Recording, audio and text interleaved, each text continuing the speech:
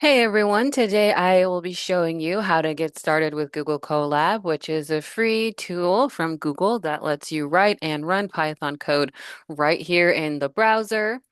And there's no installation needed. Later on in the semester, we will be installing things, but for right now, we're just going to be using Google Colab. Now, for this section here, once you've signed up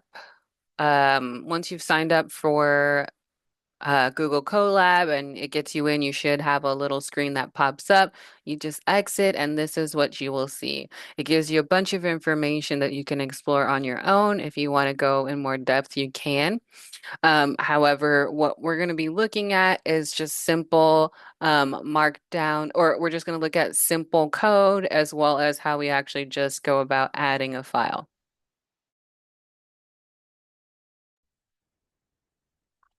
So here we're going to go to File, New Notebook in Drive. And this is going to create an empty notebook here. So before we get started, just the first thing, what is a notebook? So a notebook here is just an interactive document that can contain markdown cells, which I'll show you in this video, code cells, as well as output. So the markdown cells are just for text, notes, and images and math formulas.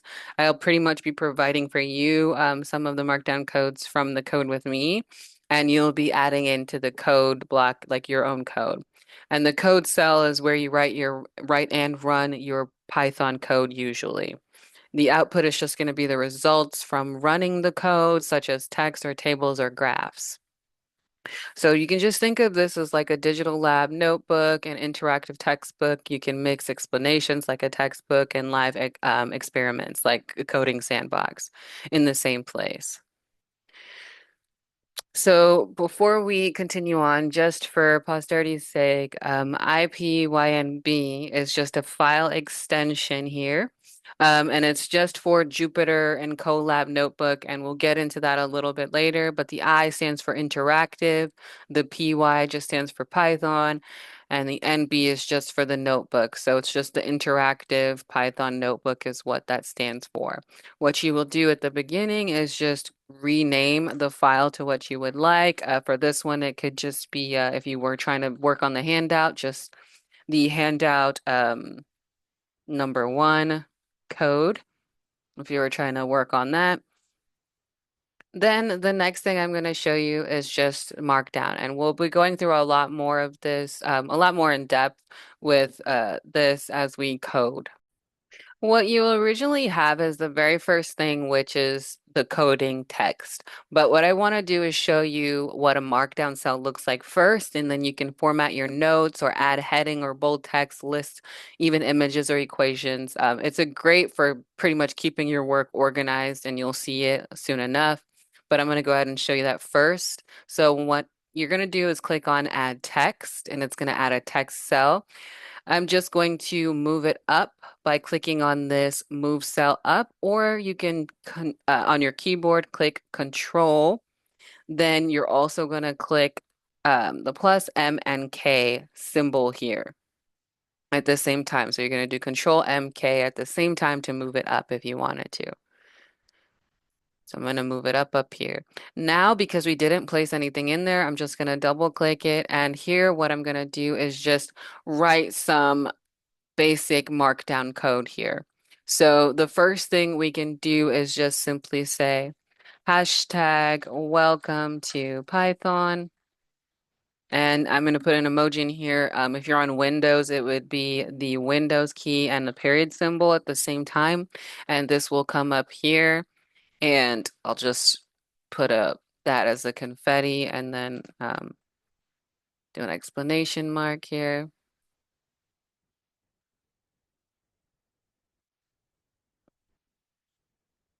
And then what it will do is it will output the emoji and everything it sees as you see over here. So now you see that it says welcome to Python when I click on this code part here and it shows my header.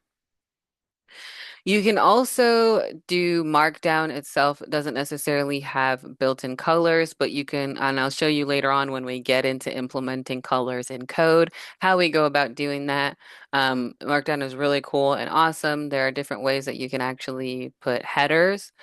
So this would be the largest font, and there's also heading 2, which would be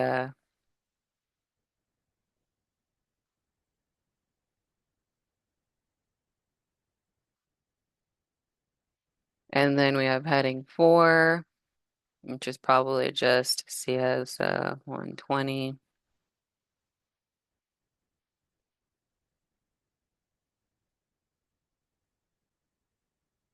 And then, continue on that way. I think the smallest is actually, there's about 6 different heading sizes. I think the smallest would be if you were to do 6 of these hashtags. But for right now, this is it.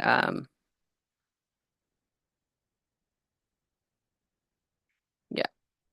So this is just how you would go about writing Markdown in your code. If you notice here, when you hover over it, it says to either add code or text. It's completely up to you what you would like to do with that, or what you would like to add with it. I highly recommend playing around with it. And to the right, not to deviate off of what we're talking about, but these are release notes that developers write about the different things, like for packages that are available, and the updates that were made, the versions now that it's changed to. And so if you have kind of more advanced in that way, you can look at that. If you want to learn more, you can look at this and see the different release notes that they have. All right, so the next I'm going to move on with, there's probably one or two things that we'll get into, which will just be um, bold and italics with the markdown real quick. So here to bolden something, so if I wanted to bolden location, I would just put it in 2 asterisks around it in the front and the back. And this is using Markdown language here, and it will bolden location for me. If I wanted to use an asterisk, I would just use one, or make it italic. I would just use 1 asterisk on the front and 1 asterisk at the end here. Okay, and then it will make that italic there. So we have that, and then we also have a list format here. So we could do section 1 or my bad, section 2, and then we have section 4. So you see here, it kind of makes it nice. So if you want, while you're going through this, you can make your notes and comments like that. You can also use, I believe, 1, 2, and 3 as well. It's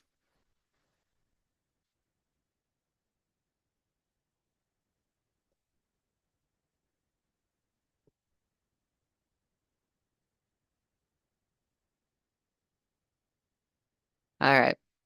So now that we have this set up here, what I'm going to go ahead and do and move on to the code aspect of this portion so that you can actually start coding. That's just if you wanted to take notes.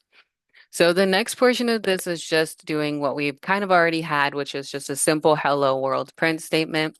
So in this case, I'm just going to make a comment and say this is a code cell so you can see.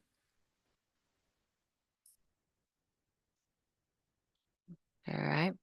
And then underneath that, I'm going to use the print function here. So this is how I set it up. I do print open close parentheses. Then I pass in some sort of value. In this case, I'm passing in a literal string value. And I'm saying, hello world, explanation point, welcome to Google Colab. All right, and then what you can do is over here to the left, you can either click on Control Enter, or you can click on this Run, and it will allow the cell to actually execute that specific block of code there. Now we see in this section here, which is called the code cell output. When we get into a real IDE, it will be potentially the console. And so here it's going to be Hello World, welcome to Google Colab. Now, the next part of this here, you can choose to then add code here, like A we're going to assign A to 5, and then B, we're going to assign it to 6. And then we're going to have some sort of sum value. And again, we want to make sure that we're going to say the sum of A and B. I don't like this. I don't want that. Sum A and B, and we're going to do A. I'll have to figure out how to get rid of A plus B. And then what I want to do is actually print out the sum is,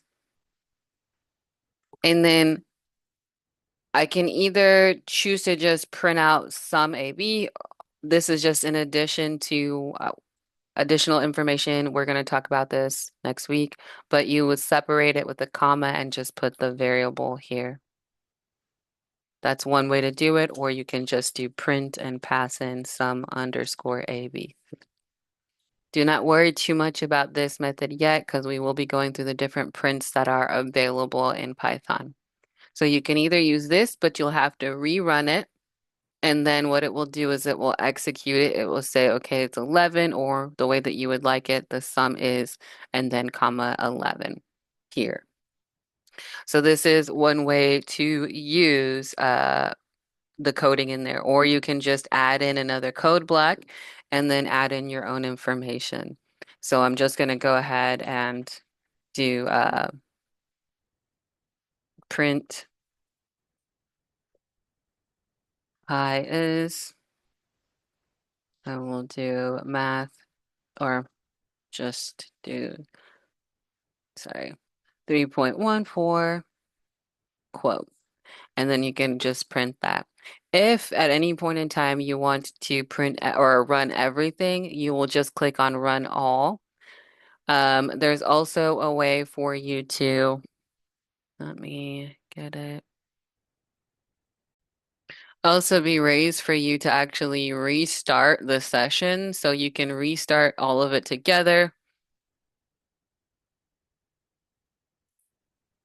So now when it restarts, you'll notice that the little 4 that was here and the numbers that were here are no longer there. It means that it's going to run it.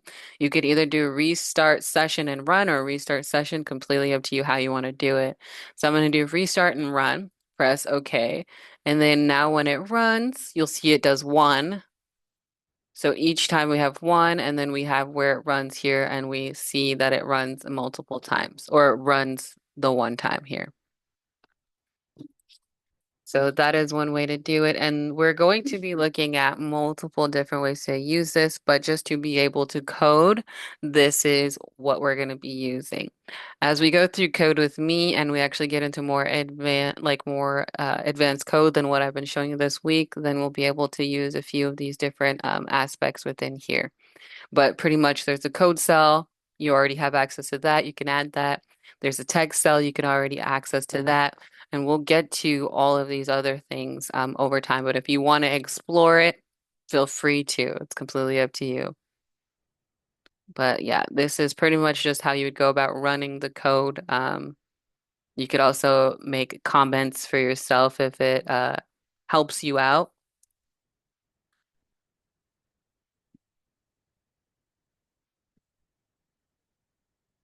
And then you have that there. So it's a very nice option. You can also mirror the cell if you want to make changes or anything like that. It's completely up to you.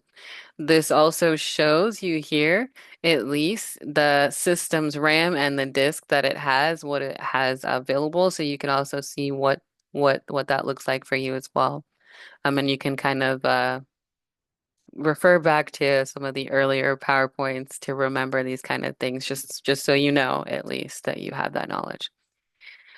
Anyways, I hope that this video helped you. If there are things that you had questions about from this video, that you don't necessarily, that you only know after you started coding, feel free to message me through Canvas email so that I can at least see you guys' email, specifically my students, and I will quicker respond to you through that. See, have a great rest of your day.